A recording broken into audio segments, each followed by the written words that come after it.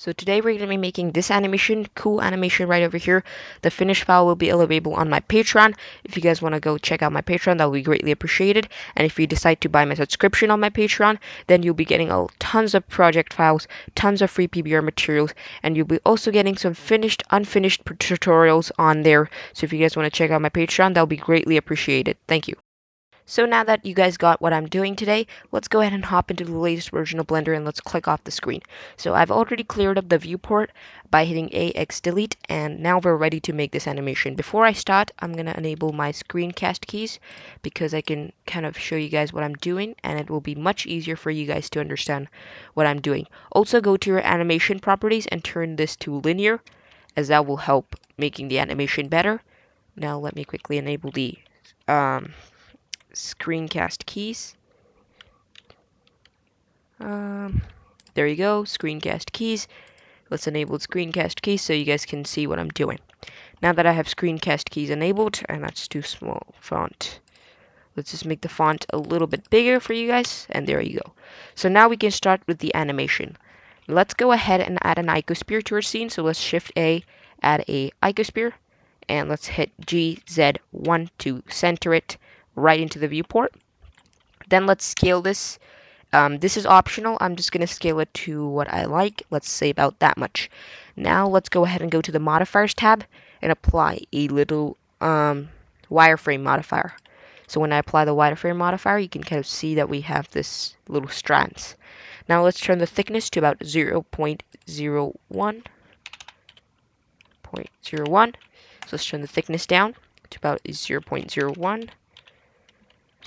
Oops, 0.01. So let's turn the thickness nice and small. Let's go about that much thickness. You can raise the thickness if you really want to, but I really like it that way. And then apply this wireframe modifier. Now that you have this, you can name this object anything you like. I like it as icosphere. Now that we have this, right click and shade smooth the little wires that we've got of the icosphere. Now select this icosphere and hit Shift D to duplicate it. But before you duplicate it, let's add a material to this. So go to the materials properties, apply a new material, and turn principled BSDF to emission. Now that we have turned it to emission, turn the emission strength to about an 8, and go to the colors and turn it to nice and blue. So let's go for that blue. And then let's go over to Eevee. Make sure you're rendering on Eevee and hit Z and go to rendered. And there you go. We're getting a pretty basic scene. You can always change the color. I want it to be a little bit more darker blue color. So let's go for that. Darker blue color. So let's go about here. So that's looking pretty cool. I'm going to go down a little bit. There you go. So once you find what looks right to you, go to your Eevee settings and turn on bloom. And now you can see we have bloom enabled. It looks really, really cool. So now let's go ahead and fiddle with a couple of more things. So let's add a camera to our scene. So let's hit 1 on our number pad key. And let's go ahead and hit Shift A, add a camera, and Control at number pad 0 to snap camera to view. Then hit GZ and then just grab it to a little bit to the top so it can sort of see the icosphere properly. So I'm going to say about that much. And then hit GX to move it to the center. Right. There you go. That's looking pretty cool. Now that we have this, let's scale the icosphere a little bit and hit GZ and move it sort of to the top. And then now you can see we got a pretty good looking scene. Let's sort of move it to the center. Now that we have this scene, let's go ahead and start animating it. So before we animate this, let's go ahead and duplicate this icosphere to get the basic final scene result. So let's select the icosphere and let's hit Shift D S to scale it down, and then scale it about there, and then hit Shift D again and hit S and scale it down even more, about there, Shift D and then S, scale this down a little bit more. So just keep repeating this process, Shift D, S, scale this down a little bit more, Shift D, S, scale this down a little bit more, Shift D, S, scale this down a little bit more, Shift D, S, scale this down a little bit more, and then once last, do it one more time, Shift D, S, scale this down a little bit more. So now that we have a bunch of these icosphere inside of our scene, you can see where we're going. We're going for that sort of Doctor Strange-ish look. So let's do that. Now let's animate this. So how am I gonna animate how am I going to animate this? Sorry if my tongue is slipping. We're gonna animate this by clicking on the icosphere, then opening a little bit of my timeline and enabling the auto keyframing thingy. And let's hit RR and click, and that'll set up a keyframe. And make sure you're rendering on 250 frames. Then go to the last frame and hit RR again, double R, and sort of rotate it on any degrees you like. So just rotate it on any degrees you like. Now let's do this for icosphere 001. Let's just go back to the first frame and hit R, leave it at keyframe. Make sure the auto keyframing thing is enabled, and then just redo it.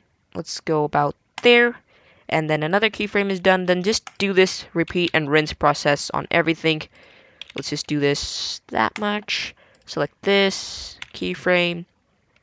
Oh shit, I messed up here. Wait, keyframe, and then R, boom, and then just do this again, R, boom, and then just do it right here. So it's just randomizing the animation to your choice. You can just go with anything you like. I'm just doing this. You can always use a displace modifier to animate this as well. Imagination takes place in this animation, so anything you imagine can be possible in this sort of animation.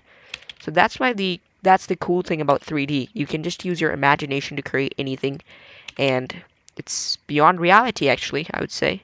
So it's really cool to do that. So now that I've almost animated all of them, we can see the final result, how it's looking like, and then we can add the other little rim outside. So now that I've keyframed all of them, let's turn off this auto keyframing and let's check it out. And now you can see we get a pretty cool looking result. Now before we go any further, let's enable a couple of things in Eevee. So the first thing is raising up the render samples to 100. So let's raise that to about 100. Turning on abundant occlusion, and then enabling screen space refraction. And don't enable motion blur. I tried it out and it doesn't look great in this type of animation. Excuse me. Then go over to shadows and turn the cube size to 10 to 4, and turn the cascade size to about a 2048. So that should give you a better render. And now let's go ahead and do the rest of the scene. So let's head back to solid V mode, and let's go ahead and Shift A, add a mesh and another icosphere. Let's hit GZ1 to snap it to the middle of this axis, and then hit S to scale this to the top of the rim. So you can scale it about anything you like. Let's just go about this much, so it's like sort of big. And then go to your modifiers tab, add a modifier, and give this a wireframe modifier, and there you go. And then to keep the thickness to about a 0.01, same as that one. So let's go 0.01. So let's turn the thickness down, apply the wireframe modifier, right click, shade smooth, and go ahead and add another modifier. That would be subdivision surface. And there you go. And just apply the subsurf modifier at a 1 rate, turn both of these to 1 so you get those stars look, and turn the quality to about a 5. Then apply the subsurf modifier, and if I go out to rendered V mode, you can kind of see a really cool animation. Now let's also animate this icosphere. So how do we animate this? It's quite easy. Just do the same thing. Auto keyframing, R, keyframe, then sort of animate it to random. There you go, and we're getting a pretty cool result. You can see the animation is looking fairly decent. So now we need to enable a little bit more things. So the first thing being is going to your background settings and turning the background completely black. That should give you a little bit more better result. And then going back to your little render properties here, turning the maximum frame rate to 30 frames per second, as that looks much better and more smoother. So let's turn maximum frame rate to 30. And now that we have done that, we just need to pause this and turn the color depth of your final render to 16. Turning the compression of your image, if you're going to render this out in image, to 70. But since we're not rendering this out in image, we need to turn this to FFmpeg video.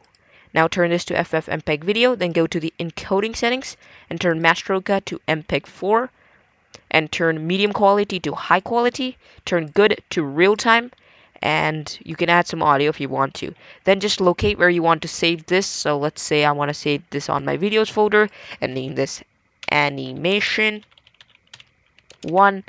Then you just save it there, and pretty much that's all you need to do. Make sure your end frame is at 250, and you can now sort of enable a few things like mist and final render stuff.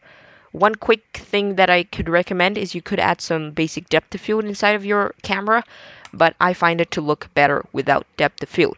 So this is our final animation looking like, and it's looking pretty dim sick. So you can start playing around with a little bit more of the settings if you want to. You can add a little bit more detail. There's one quick tip I have to recommend. You could go to your roll settings and go ahead and add an environment texture. And for the environment texture, you could use a basic space HDRI, like 8K stars JPEG. And that looks pretty cool as well. That's looking really good as well. But I like it as black background, so it just looks really cool with black background. So now if I hit render animation, you can see that we are using real time to render this, so it's going to render like crazy fast.